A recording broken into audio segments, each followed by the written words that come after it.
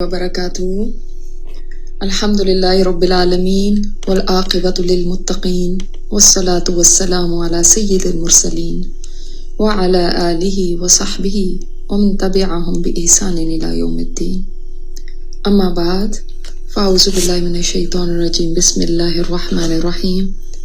رب اشرح لی صدری ویسر لی امری واحلل عقدۃ من لسانی یفقہوا قولی. رب زدنا علما اللہم فقہنا فی الدین. اللہم انا نسألک علما نافعا وعملا متقبلا ورزقا طیبا. اللہم انفعنا بما علمتنا وعلمنا ما ينفعنا وزدنا علما. آمین یا رب العالمین. سورہ آل عمران میں ہے نا جو تہجد کے بعد پڑھنی ہوتی ہے، تو وہ لوگ جو اللہ کو یاد کرتے ہیں کھڑے بیٹھے لیٹے، یعنی اللہ کا ذکر آپ لیٹے ہوئے بھی کر سکتے ہیں. آپ یہ نہیں سوچیں کہ اب میں لیٹی ہوئی ہوں تو بڑی بے ادبی ہو جائے گی، اب میں کھڑی ہوئی ہوں کچن میں اب کیا کرنا. نہیں، کھڑے بیٹھے لیٹے آپ صلی اللہ علیہ وسلم کسی حال میں بھی اللہ کا ذکر نہیں چھوڑتے تھے. کھڑے بیٹھے لیٹے یعنی اس کا مطلب کھڑے بیٹھے لیٹے ہر وقت تو نہیں انسان کا وضو ہوتا. اس کا مطلب وضو شرط نہیں ہے اللہ کا ذکر کرنے کے لیے، آپ کسی وقت بھی کر سکتے ہیں. اور دیکھیں ہم اتنی باتیں پڑھتے ہیں، جیسے ہم نے وہ حدیث ہمیں پتہ، کسی نے پوچھا آپ صلی اللہ علیہ وسلم سے کہ سب سے اچھا حج کون سا ہے؟ فرمایا جس میں اللہ کا ذکر زیادہ ہو. کسی نے پوچھا اچھی نماز کون سی ہے؟ فرمایا جس میں اللہ کا ذکر زیادہ ہو. کیوں؟ اس لیے کہ بہت ساری نمازیں ایسی ہیں ان میں اللہ کا ذکر ہوتا ہی نہیں، وہ صرف ایکسرسائز ہوتی ہے، پوزیشن چینج ہو رہی ہے یہاں سے یہاں. ہمیں نماز سے سلام بھی پھیر لیتے ہیں تو پتہ چلتا ہے اچھا ختم ہو گئی. ذکر کہیں پہ بھی نہیں، یاد کہیں آئی ہی نہیں، یاد نے دل کو چھوا ہی نہیں.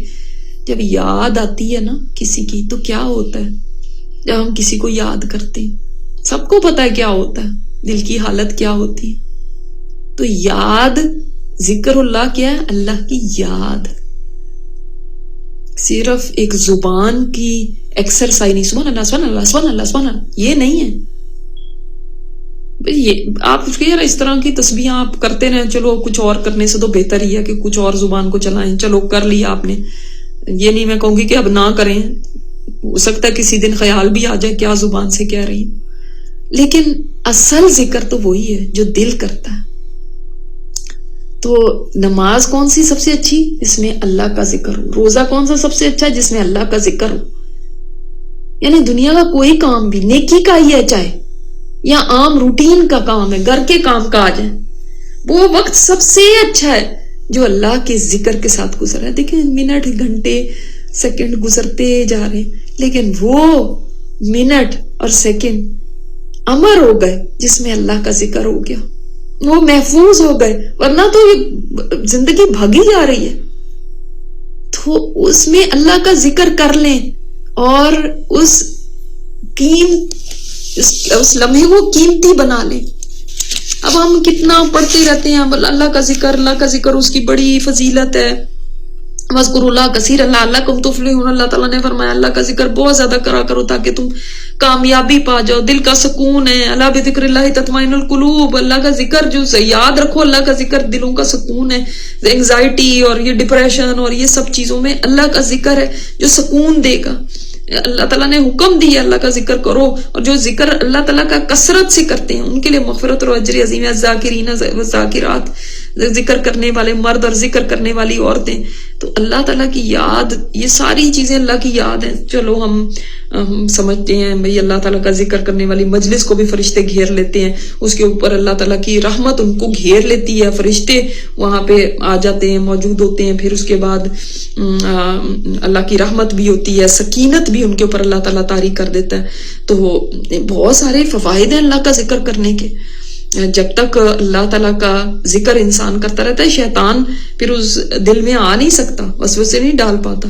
شیطان تب آتا ہے جب ویرانہ گھر ہوتا ہے، ویران جگہ ہوتی ہے نا جہاں پہ جنات جا کے بصیرہ کر لیتے ہیں. اسی طرح شیطان ویران دلوں میں بصیرہ کر لیتا ہے جو اللہ کے ذکر سے غافل ہوتے ہیں. آپ صلی اللہ علیہ وسلم نے فرمایا ساری دنیا ملعون ہے، یعنی لعنت زدہ ہے، اس کی ہر چیز لعنت زدہ ہے سوائے اللہ کے ذکر کرنے کے، اللہ کے ذکر کے. اور جو علم لینے والا ہے اور جو علم دینے والا ہے، اسٹوڈنٹ بھی اور ٹیچر بھی، ان کے سوا ساری دنیا ملعون ہے. تو الحمدللہ کہ ہم ان لعنت زدہ میں نہیں شامل ہوئے کہ اللہ کا ذکر کرنے والے ہم بن جائیں اور علم لینے والے بن جائیں. تو ہم یہ ساری ہی باتیں ہیں ٹھیک ہے پڑھتے ہیں سب ہے، لیکن اب کرنا کیا؟ ٹھیک ہے ہمارے سے پورا دن اللہ کا ذکر کرنا یہ پتہ نہیں شاید اتنا ہی مشکل ہو، مگر کہیں نہ کہیں سے تو سٹارٹ کریں نا. بہت دفعہ اس کے فضیلتیں بتا چکی ہوں، بہت دفعہ کر چکی ہوں. لا الہ الا اللہ وحدہ لا شریک لہ، اس کا کہنے سے کیا فائدہ ہوتا ہے، سبحان اللہ و بحمدہ. بہت دفعہ ہم رمضان میں اس چیز کو دیکھ بھی چکے ہیں، اس کی پریکٹس بھی کرتے ہیں. لیکن اب عام زندگی میں جب ہم رمضان سے بھی نکل جاتے ہیں، پورے دن میں سوائے اس کے کہ جو بس نماز میں تھوڑا بہت کچھ پڑھ لیا اور اس کے بعد کوئی تسبیح کر لی، اس کے بعد کچھ یاد ہی نہیں. تو ہونا تو یہ چاہیے کہ ذکر سے ہمیں محبت ہو جائے.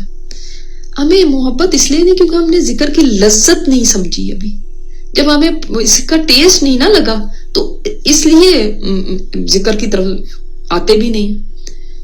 سوچیں آپ جب ذکر کریں گے تو آپ اللہ تعالیٰ سے قریب ہو جائیں گے، اور بہت سارے کاموں کے اندر جب آپ ذکر کر رہے ہوں گے تو اللہ تعالیٰ کی یاد آپ کے ساتھ رہے گی. اللہ تعالیٰ فرماتا ہے میں اپنے بندے کے ساتھ ہوتا ہوں جب وہ میرا ذکر کرتا ہے.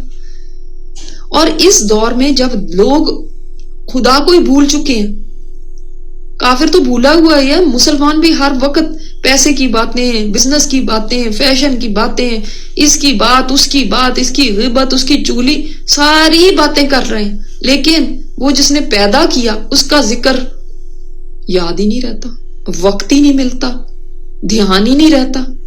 دنیا جہان کی بیکار باتوں کو ہم ڈسکس کرتے ہیں، لیکن اللہ کا ذکر وہ بھولا رہتا ہے. جس کے پاس لوٹ کے جانا ہے، جس نے بنایا ہے، جب ماں کے پیٹ کے اندھیروں میں تھے اس وقت سے پہلے سے اس کے ساتھ ہمارا تعلق ہے.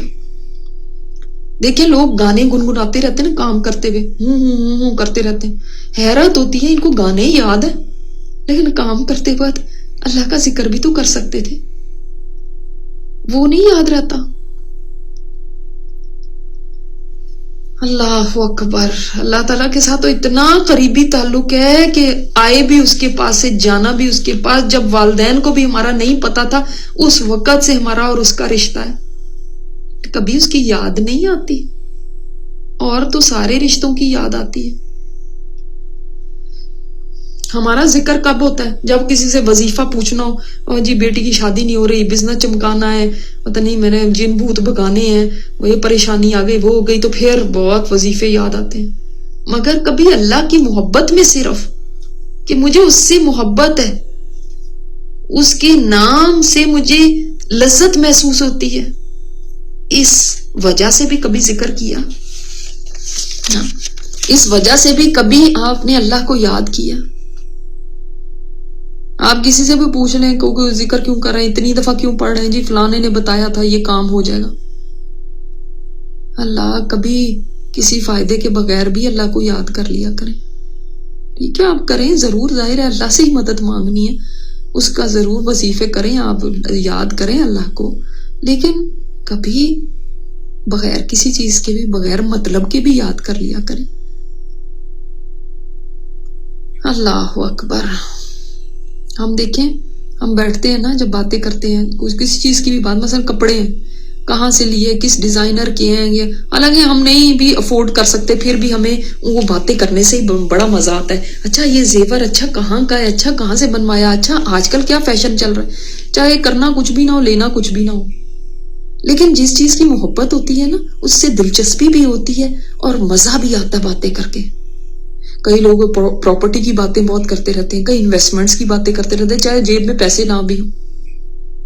تو جس کو اللہ سے محبت ہوتی ہے نا اس کو مزہ بڑا آتا ہے پھر اللہ کا نام لے کے. جس کو نبی سے محبت ہے اس کو درود پڑھ پڑھ کے بڑا مزہ آتا ہے. تو جس کو ذکر کا چسکا لگ جاتا ہے نا پھر اس کی زبان جو ہے نا ذکر کے بغیر اس کو مزہ آتا ہی نہیں. تو ابھی اگر ہم اس کی یوز ٹو نہیں ہے تو کچھ ٹائم لگے گا. جیسے دیسی گھی کھانے کی عادت نہ ہو تو حالانکہ وہ خالص ہے تو کہتے نہیں جی ہمیں وہ دوسرا آئل دو، ہم دیسی گھی نہیں کھا سکتے، ہمیں تو نہیں یہ پسند آتا کیونکہ عادت نہیں ہے نا. تو جس کو اللہ کا ذکر کرنے کی بھی عادت نہیں، شروع میں تھوڑی مشکل ہوگی لیکن ٹیسٹ ڈیولپ ہو جاتا ہے. آپ صلی اللہ علیہ وسلم نے فرمایا کیا میں تمہیں افضل عمل نہ بتاؤں اور پاکیزہ ترین اعمال کے بارے میں جو تمہارے درجات کو بلند کر دیں اور سونا چاندی کو خرچ کرنے سے زیادہ بہتر ہوں اور جہاد کرنے سے زیادہ بہتر ہوں کہ تم اللہ کے دشمنوں کو قتل کرو، اس سے بھی زیادہ بہتر ہوں. صحابہ نے پوچھا یا رسول اللہ وہ کیا عمل ہے؟ فرمایا اللہ کا ذکر. تو کتنی ایفرٹ ہے اس میں. ایک بیمار بستر پہ لیٹا ہوا ہسپتال میں پڑا ہوا بھی اللہ کا ذکر کر سکتا ہے.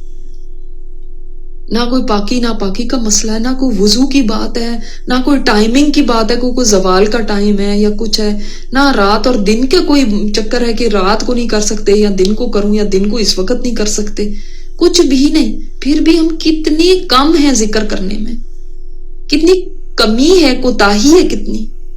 اب خود سوچ لیں نا، آج صبح سے فجر پڑھنے کے بعد اب تک جب آپ کلاس میں بیٹھے ہیں تو اب تک کتنا اللہ کا ذکر کیا آپ نے. یقیناً کوئی چائے پانی پیا ہوگا، کوئی ناشتہ کیا ہوگا یا کچھ اٹھے بیٹھے چلے پھرے، اس میں کتنا اللہ کا ذکر ہو رہا تھا.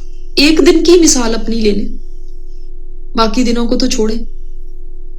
جبکہ اللہ تعالیٰ کے نزدیک حدیث میں آتا ہے جو اللہ کو یاد کرتا ہے وہ ایسے ہے جیسے زندہ، اور جو اللہ کو یاد نہیں کرتا وہ ایسے جیسے مردہ.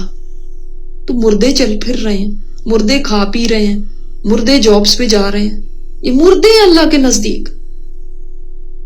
اس لیے آپ صلی اللہ علیہ وسلم نے دیکھیں نا ہر وقت کا جو ایک مسنون دعا بتائی ہے نا وہ اللہ کا ذکر ہی ہے. بس آپ گاڑی میں بیٹھ رہے ہیں، آپ گھر سے نکل رہے ہیں، آپ کھانا کھا رہے ہیں، آپ کھانا ختم کر رہے ہیں، آپ باتھ روم میں انٹر ہو رہے ہیں، آپ باتھ روم سے نکل رہے ہیں، آپ شیشہ دیکھ رہے ہیں، آپ کپڑے پہن رہے ہیں، آپ کپڑے اتار رہے ہیں، آپ مجلس میں کسی میں بیٹھے ہیں تو اٹھ رہے ہیں وہاں سے. کتنی دعائیں ہیں.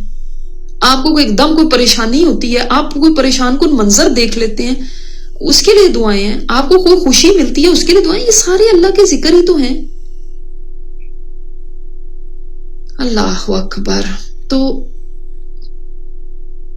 یہ آہستہ آہستہ ہم عادت ڈالیں اور ایسی مجلسیں بھی رکھیں جو اللہ کے ذکر کی یا اللہ کی یاد ہمیں دلاتی ہوں، ایسے دوست ہمارے ہوں، ایسی صحبتیں ہوں. آپ صلی اللہ علیہ وسلم دیکھیں آپ کو سورہ کہف میں اللہ تعالیٰ نے کیا فرمایا کہ آپ ایسے شخص کی اطاعت نہ کریں جس کو ہم نے اپنی یاد سے غافل کر دیا اور جو خواہش نفس کی پیروی کرتا ہے اور جس کا معاملہ حد سے گزرا ہوا ہے. ان کی باتوں کے پیچھے نہیں آپ نے چلنا. نبی کو یہ تاکید کی جا رہی ہے.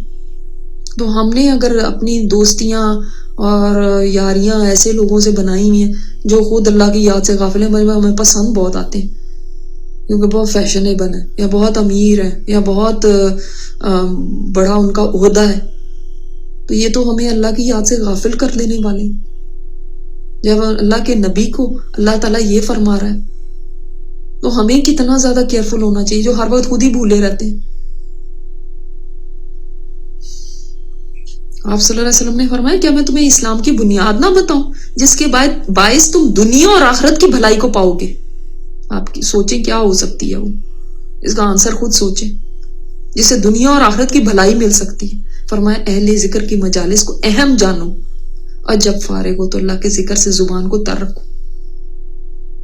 اللہ کی خاطر محبت کرو اور اللہ کی خاطر بغض رکھو. تو اہل ذکر کی مجالس سے دور نہ رہیں جو اللہ کو یاد کرتے ہیں.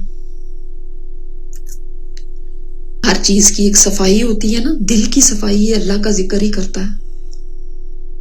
تو جتنا ہم چاہتے ہیں ہمارا دل صاف ہو، اللہ کا ذکر کرتے رہیں.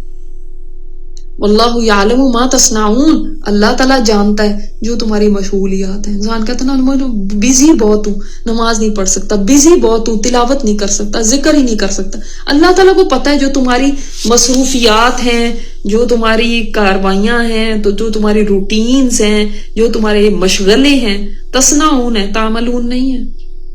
تمہارے سارے کاموں سے جو کام تم کر رہے ہو نا، بڑے آرگنائزڈ ہو کے، بڑے پنکچوئل ہو کے کر رہے ہو، وہ سارے اللہ کو پتہ ہے. ولا تجادلوا، اور نہ آپ جدال کریں، بحث کریں، اہل الکتاب، اہل کتاب سے، الا باللتی ہی احسن، مگر اس طریقے سے جو احسن ہو، سب سے ہی اچھا ہو. یعنی جب آپ اہل کتاب سے بات کریں ان کو دین کی بات پہنچانے کے لیے تو اس وقت ان سے کس طریقے سے بات کرنی ہے وہ یہاں پہ بتائی گئی ہے.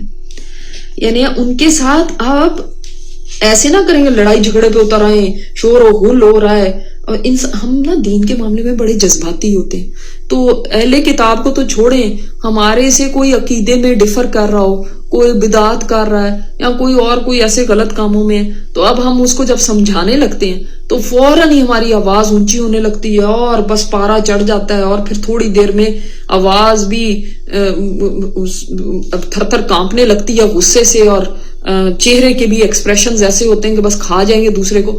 یہ چیزیں نہیں چلتی ہیں. اس میں کیا بتایا گیا دیکھیں, ہم ایون فرعون کو بھی موسیٰ علیہ السلام کو بھیجا گیا تو کہا گیا اسے نرمی سے بات کرنا, اور یہاں پہ بتایا گا اہل کتاب سے آپ بات کریں, آپ میں سے یہود و نصارہ سے بات کریں. اب آپ کہہ رہے ہیں کہ یہ تو میں اس کو کچا چپا جاؤں اور یہ تو ایسے ہیں اور یہ, تو اس طرح سے تو نہیں دین پھیلایا جائے گا. آسان طریقے سے,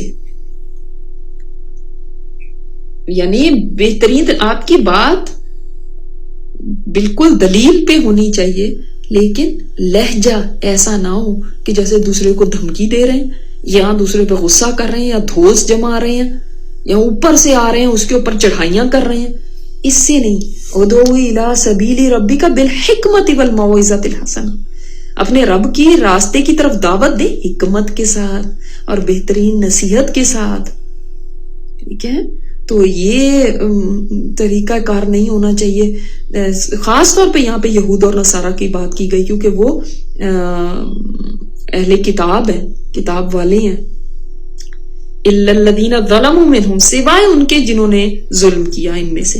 ہاں, ان میں سے جو ظلم پہ اڑ جائیں, کئی ہوتے ہیں نا ضدی اور تعصب والے, اور بس ان کو یہ ہے کہ ہم نے بحثیں کرنی ہے, انہوں نے ماننا کچھ نہیں ہے, ان کی کام صرف لیٹ ڈاؤن کرنا ہے, بحث کرنا ہے, اور وہ مسلمانوں کے دشمن کسی طرح سے ہیں. ان کے لیے پھر ایکسیپشن ہے کہ ان کے ساتھ پھر ٹھیک ہے فرملی بات کرو. یہ نہیں کہ چلے ان کے ساتھ بھی آپ اتنی نرمی سے کہ یہ تم ادھر مارو میرے گال پہ اور یہ دوسرا گال بھی حاضر ہے تم اس پہ بھی مارو. ٹھیک ہے, ہاں دوسرے باقی سب کے ساتھ بھلائی کے ساتھ, نرمی کے ساتھ, خیر خواہی کے ساتھ بات کیجیے. ٹھیک ہے, لیکن جو ایسے ہیں ان کے ساتھ پھر سختی بھی کرنی, کوئی اس میں حرج نہیں ہے. اور ان سے کیا بات کہیں, جن کو آپ نے احسن طریقے سے بات کرنی ہے نا, یعنی آپ کی مینرز بھی اچھی ہونی چاہیے. دیکھیں کہا گیا ہے, علماء کہتے ہیں کہ اگر, یعنی سبحان اللہ مجھے بڑی اچھی یہ بات لگی کہ اگر ایک جگہ نا ایک یہودی بیٹھا ہوا ہے اور ایک عیسائی بیٹھا ہوا ہے اور ایک مسلمان بیٹھا ہوا ہے, تو مسلمان کا اخلاق سب سے اچھا ہونا چاہیے. مجھے شرمندگی کے ساتھ بھی اور دکھ کے ساتھ بھی یہ کہتی ہوں کہ الٹ ہو گیا آج. انہوں نے اچھے اخلاق لے لیے اور ہم نے تو اخلاق کو بالکل ہی چھوڑ دیا. ہم نے بس یہ سوچا ہے کہ بس اسلام ہمیں کہتا ہے کہ وہ تلواریں نکال کے بس لڑتے رہو, اور یا بس ہم غصہ کریں گے, اور بس ایک جوش اور نعرے رہ گئے ہمارے اندر اور کچھ نہیں رہا, بس نعرے مارتے رہتے ہیں. تو یہ نہیں, جگڑنا نہیں ہے. یہاں پہ یہ کہا گیا بحثیں نہ کرو, ترشی کے ساتھ بات نہ کرو. کیوں, وہ علم والے ہیں نا, اللہ تعالیٰ کے نزدیک علم والوں کی بڑی ویلیو ہوتی ہے. چاہے اب انہوں نے اپنی چیزوں کو چھوڑ دیا ہوا, لیکن ان کے ساتھ معاملہ ڈیفرنٹ ہوگا. ٹھیک ہے, تو ان تینوں میں اخلاق سب سے اچھا کس کا ہونا چاہیے, مسلمان کا. اس بات کو یاد رکھیے گا. اب آپ جس مجلس میں, کیونکہ ہم جس ملک میں رہتے ہیں ہمارا بہت زیادہ واسطہ ان لوگوں سے پڑتا ہے, تو اب آپ نے ان کے ساتھ آسان طریقے سے بات کرنی. اور لیکن ہاں الا الذین ظلموا منہم, کئی ایسے ہیں کہ وہ واقعی آپ کو پتہ ہے, وہ کئی ان میں ریڈیو شوز کرتے ہیں, کئی ان میں ایسے, ان کا بس کام ہی یہ ہے اسلام کوئی تذلیل کر کے دکھانا, لوگوں کو لیٹ ڈاؤن کرنا, حقارت کرنا, ایسے کرنا. انہوں نے بات سننی نہیں ہے, وہ ہٹ درم قسم کے لوگ ہیں, وہ ان کے ساتھ الگ معاملہ ہے. اس کا مطلب سارے اہل کتاب برابر نہیں ہیں. ٹھیک ہے, تو آپ بھی ان کے ساتھ ایک جیسا نہیں کریں گے. ٹھیک ہے, پھر ان کو جو جاہل ہے نا, جو ایسے ظلموا منہم ہے, جاہل ہے, ان کو ان کے حال پہ چھوڑ دیں. جاہلوں سے راضی اچھا ہے. تو اور باقی ہیں ان کو کیا کہیں، قولوا آمنا بالذی انزل الینا، کہہ دیجئے ایمان لائے ہم ساتھ اس چیز کے جو ہمارے اوپر نازل ہوئی، وانزل الیکم، اور جو تمہارے اوپر نازل ہوئی، اور وَإِلَٰهُنَا وَإِلَٰهُكُمْ واحد، ہمارا اور تمہارا الہ تو ایک ہے، وَنَحْنُ لَهُ مُسْلِمُونَ، اور ہم اسی کے فرما بردار ہیں. یعنی آپ دیکھیں اس کی جسٹ کیا ہے، کامنالٹیز پہ بات کروں کہ ہم تو اس پہ بھی مان لاتے ہیں، یہ نہیں کہنا ہم تو مانتے نہیں، جو تمہارے پاس ہے ہم اس کو کوئی نہیں مانتے، سب جھوٹ ہے. آپ سے سب نے فرمایا نہیں، یہ نہ کہو کہ سارا جھوٹ ہے، کہیں ایسا نہ ہو کہ تم کسی جھوٹ کو سچ کہہ دو یا کسی سچ کو جھوٹ کہہ دو. تو بے شک ان کی اکثر باتیں غلط ہیں، بہت ساری ملاوٹ کی ہوئی ہے، لیکن جو تو بات بالکل obvious ہے وہ تو ظاہر ہی بات ہے، لیکن جو نہیں ہے جیسے کئی اسرائیلی روایت ہیں تو نہ ان کی تصدیق کرو نہ ان کو جھٹلاؤ. یہ ہے رویہ جو ایک مسلمان کا ہونا چاہیے. اہل کتاب کی جو بھی باتیں یہ کہتے ہیں کہ ہمارے تو یہ ہے، ہمارے تو یہ ہے، تو ہم کہتے ہیں کہ نہ ہم تصدیق کرتے ہیں نہ ہم اس کو جھٹلاتے، ایکسیپٹ وہ جو کہ بالکل obvious باتیں جو قرآن کے بالکل خلاف جا رہی ہیں، جو انہوں نے انبیاء کے اوپر غلط تہمتیں لگائی ہوئی ہیں، وہ تو غلط ہیں ہی، لیکن اس کے علاوہ کوئی باتیں اسرائیلی روایت ہیں تو نہ ہم تصدیق کریں گے نہ ہم جھٹلائیں گے، بلکہ ہم کہیں گے ہمارا اللہ پر اور اس کی کتابوں پر اور اس کے رسولوں پر ایمان ہے، جو اللہ کی طرف سے اترا ہے ہمارا اس پہ ایمان ہے.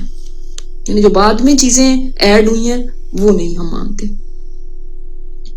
جیسے عبداللہ بن مسعود فرماتے ہیں نا، اہل کتاب سے تم کچھ بھی نہ پوچھو، وہ خود جب کہ گمراہ ہیں تو تمہاری تصحیح کیا کریں گے. ان کے پاس نہ جاؤ دین سمجھنے کے لیے، سیکھنے کے لیے، آپ ہمیں بتائیں اس میں کیا ہونا چاہیے، آپ کے یہاں کیا ہوتا ہے. نہیں، آپ کو اللہ تعالیٰ نے ایسا دین دیا ہے جس کی حفاظت اللہ تعالیٰ نے خود فرمائی ہے، ایسی کتاب دی ہے، پھر آپ اس کو چھوڑ کے تو ان سے جا کے پوچھیں، یہ بے عقلی کی بات ہے.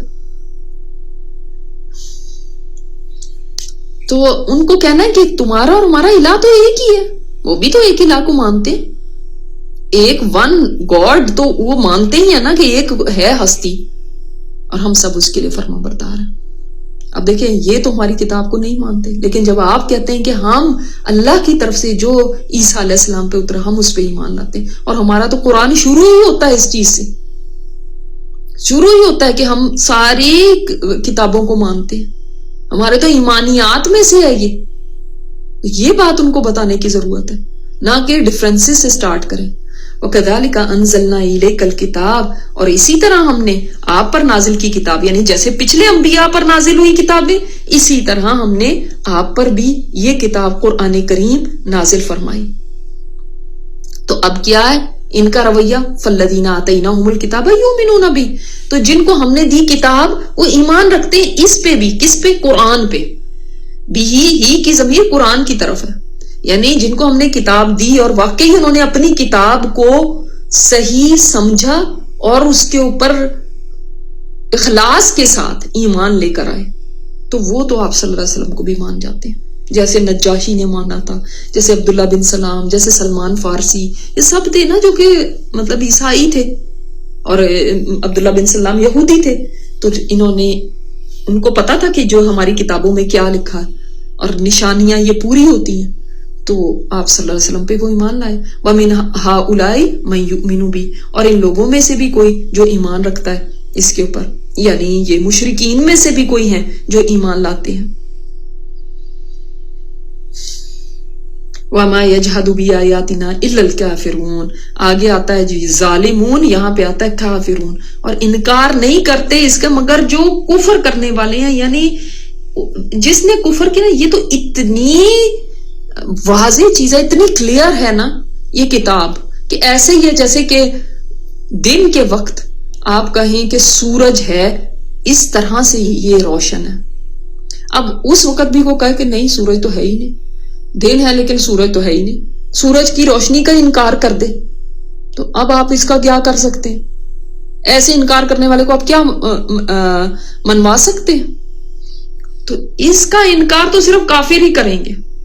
اس کا مطلب ہے کہ مسلمان جو ہوتا ہے وہ سبمٹ کرنے والا ہوتا ہے، کافر ہی ہے اس کا یہ نشانی ہے کہ وہ اس کتاب کا انکار کرتا ہے.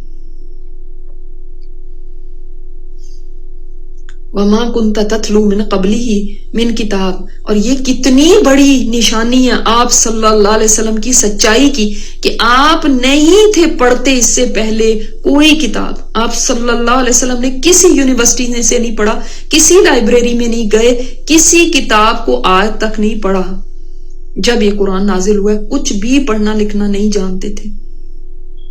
اگر آپ نے کتابیں پڑھی ہوتی تو ایک ڈیفرنٹ بات تھی. وہ پھر آگے بات کرتے ہیں وَلَا تَخُطُّهُ بِيَمِينِكَ، اور نہ آپ لکھتے تھے اپنے دائیں ہاتھ سے. آپ نے یعنی نہ کبھی پڑھائی کی ہے اور نہ ہی کبھی آپ نے کچھ لکھا ہے. یعنی نہ تو لکھنے والے تھے، کوئی مصنف بھی نہیں تھے، رائٹر بھی نہیں تھے، اور ریڈنگ بھی کرنی نہیں آتی تھی. اِذًا لَارْتَابَ الْمُبْطِلُونَ، اگر ایسا ہوتا تو تب یہ شک میں پڑ جاتے جو باطل پرست ہیں. کیسے شک میں؟ پھر انہوں نے کہنا تھا کہیں سے پڑھ کے آ گئے، خود ہی لکھ لی ہے، کہیں سے سن کے اس کو ساری کو ڈکٹیشن کر دی ہے. تو اس میں دو باتیں ہمیں پتہ چلتی ہیں. ایک تو یہ کہ اہل کتاب کی کتابوں میں یہ آخری نبی کی نشانی لکھی ہوئی تھی کہ وہ لکھنا پڑھنا نہیں جانتے ہوں گے، امی ہوں گے. تو یہ نشانی پوری ہو گئی، ان کو تو پہچان لینا چاہیے. اور دوسرے، اگر آپ صلی اللہ علیہ وسلم پہلے لکھنا پڑھنا جانتے ہوتے تب تو یہ کہہ سکتے تھے کہ یہ خود ہی بنا کے لے آئے. لیکن اب کیسے کہیں گے؟ 40 سال تک تو انہوں نے کوئی بات نہیں نہ ایسی کہی، نہ کچھ لکھا، نہ کچھ پڑھا. تو پھر 40 سال کے ہوتے ہی ان کی زبان سے ایک ایسا کلام نکل آنا جس کو کوئی بھی مقابلے میں جس کے آگے کوئی لا نہیں سکا اپنا کلام. تو بتائیں پھر یہ کیا اتنا بڑا معجزہ نہیں ہے؟